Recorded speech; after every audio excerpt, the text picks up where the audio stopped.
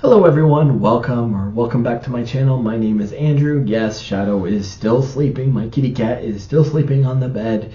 He's had such a rough day. Playing, eating, sleeping, and repeat. Such a hard day for a cat. He also had some excitement earlier because a squirrel came and visited us on our balcony. So all of that combined, it's rough on a cat. He's got to sleep. So we probably won't see much. He's just a bit of a lump on my bed. But there you go. I think he's the star of this channel at this point anyway. So I have people I know that look for him in all of my videos to see if he's there or not. So I want to start this with an analogy. And I know women are already starting to roll their eyes because apparently women don't understand the point of why to do an analogy. An analogy, if I can get it out, is a way to explain something that is a very difficult concept in an easier way that people can generally understand. So I'm going to use a real-world analogy for you. Well, semi-real world. I need a new bed. That is true. I need a new bed. My bed is getting old. It's getting to the point where it needs to be replaced. I'm going to hold off probably until the new year, but I will need a new bed eventually. So let's pretend this is where the fiction comes in. Let's pretend I go to a furniture store. I walk in the furniture store and I go to the employee of the furniture store and say, hey, I'm really looking for a bed. I need to replace my old one. And the employee says, well, actually, we don't sell beds here, but we do have pull-out sofa beds if you would like to check those out. And it's not really what I want, but I'm willing to check them out, see if I don't mind them, and maybe think about that as an option. So I say, sure, show me. And he shows, and well, quite honestly, I disagree with the price of the pull-out sofa. It's more expensive than I would pay at this shop. It's more expensive than I would pay for an entire full bed. And I tried them out, but it's not that comfortable, and I think it would just be best to get a bed. Now, I thank the employee, and I say, it's not really what I'm looking for, but thank you for your time, and I leave. Is it reasonable for what I want to leave and go to another store and find a bed that I like? The answer is yes, of course it is, and it's the same with women. Now, it's also the same with men, but it's the same with women. And I know, ladies, I used an analogy and I compared you to a bed and a pull-out sofa bed. It's an analogy. Get over it. I'm not saying that you're a bed. I'm using that to explain a harder concept. This is how analogy works. Apparently, we don't know what analogy means anymore. I actually had to do assignments in high school where I gave like a metaphor, where I gave like an analogy, where I gave just like every different concept and gave examples of them. So I actually learned what they were and I used them. But women have more of a problem with this. But okay, let's talk about women and men and passport bros in particular in this analogy. Well, the passport bro would be me in that shop. He's looking for a woman. He has an idea of what type of woman he wants. His preferences are perfectly acceptable preferences. I know women have a problem with them. We'll talk about that later. But his preferences are perfectly reasonable. He goes to that shop, aka the dating marketplace that is North America. Let's just stick to North America for the moment. The dating marketplace that is more North America. He looks around and he says, there's nothing really here I want. There's no woman that I think would be a good match for me. Now, women get upset at that, and I don't understand why, because if women looked around at the male marketplace and said there's no one here that would match with me, no man would have a problem with that. And so, because it is what it is, that's your preference, that's your choice. So it's okay for you, but it's not okay for the guy. Got it. Perfect. Makes perfect sense. So this man decides that he's going to go to another shop, aka a different country, and to find a woman that more is like what his preferences are.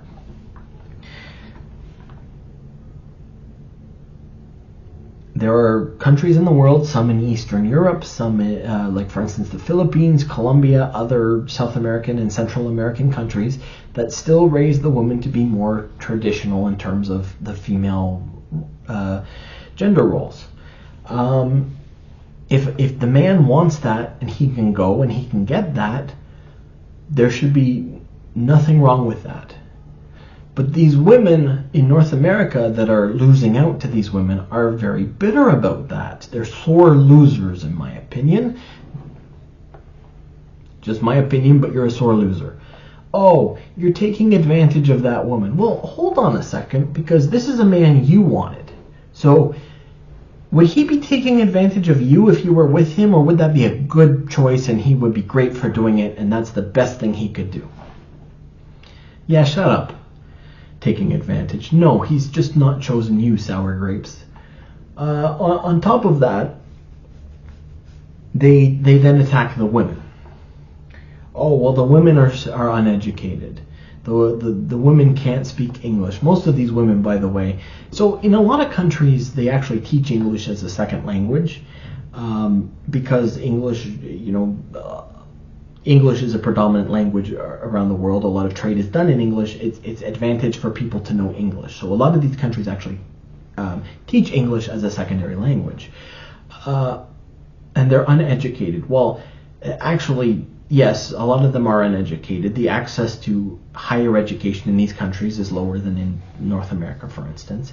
However, they also say that they're stupid.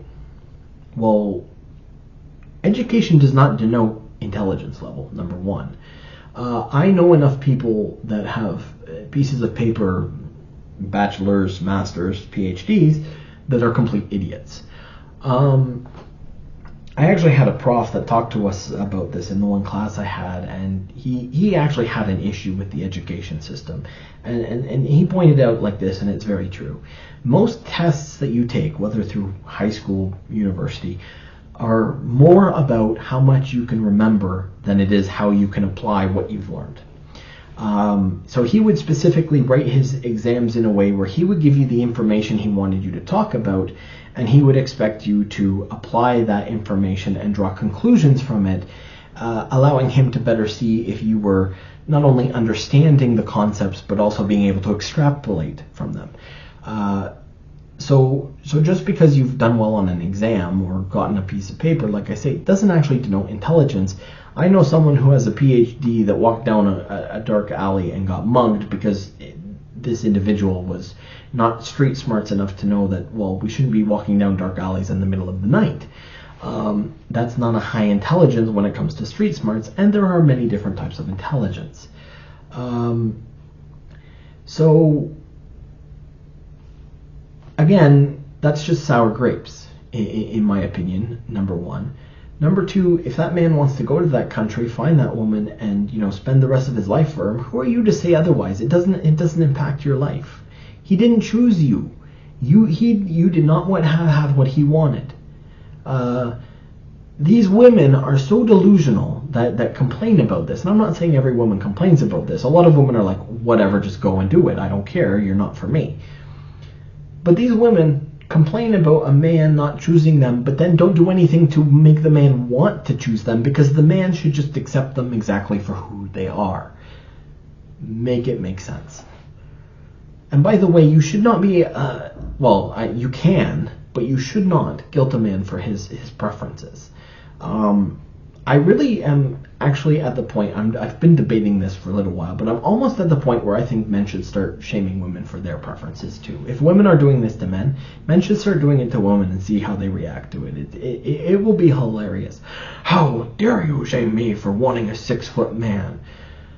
You just don't want me to sleep with a bunch of dudes? Well, at least I have the choice not to sleep with a bunch of dudes. I don't know any man who chooses whether he's 6 foot or not. And by the way, if men could choose, all men would be at least 6 feet tall. Just saying. So why are you shaming me for my preferences? Or for their preferences? Are you insecure because of your preferences? If not, why is a man insecure for his?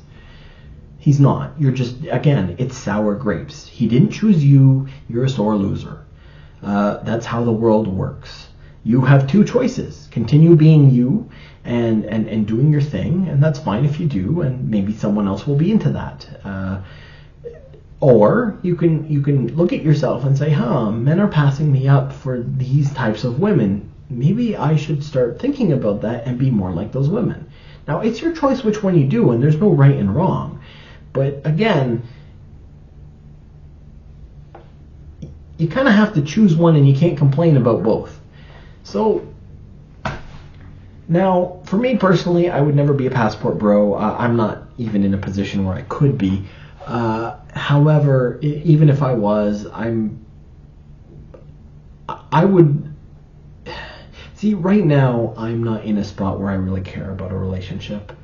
I'm not actively looking. I'm putting more of my time into making myself better, improving myself, building my quote-unquote empire, as it were. I have no intention of dating till at least past 40 at this point. Now, I'm not saying if something were to fall in my lap, okay, sure. If I was into it, sure.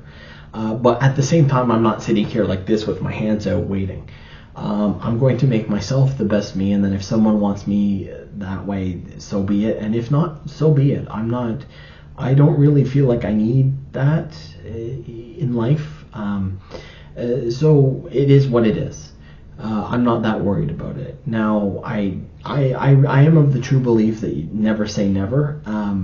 In a lot of circumstances, I know we all, I wouldn't do this, and I wouldn't do that, but you've never been in that situation to really know or not. And really, I believe you can only tell these things when you're in that position, to actually see what you're going to do in that position. But so who knows? Maybe if I have a big fortune, and maybe if I decide, I do want a family, or I want a significant other.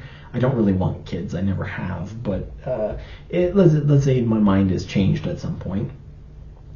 Okay, let's and I decide, well, maybe I do want a more traditional woman, then maybe I become a passport bro. At this point, I can't see myself becoming one, but like I said, it's very hard to say what you would do until you're actually in this situation. But anyway, that's this video. See you next week. Bye-bye.